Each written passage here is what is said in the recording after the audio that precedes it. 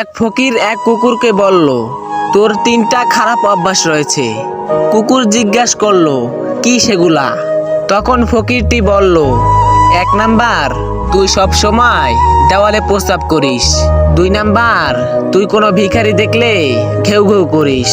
3 number, তুই রাতে ঘেউ ঘেউ করে মানুষের ঘুম নষ্ট করিস। ফকিরের এই কথা শুনে কুকুর বলল, আমি জমিনে প্রস্রাব করি না, এই জন্য হয়তো কোনো বান্দা এই জমিনে বসে আল্লাহকে সিজদা করবে। আর আমি ভিখারি দেখলে এই জন্য ঘেউ ঘেউ করি। ভিখারি কেন আল্লাহর কাছে নাচে, মানুষের কাছে চায়। আর আমি রাতে মানুষের ঘুম নষ্ট করি এই জন্য। মানুষ গুনাহ করে আরামে ঘুমালে আল্লাহর কাছে মাপ চাইবে কখন? একটাবার চিন্তা করে দেখেন, যেই কুকুরকে আমরা দূর দূর করে তাড়িয়ে দেই, সেই কুকুরও আমাদের নিয়ে ভাবে, আল্লাহকে ভয় পায়, কিন্তু আমরা মানুষরা সেটা পাই না।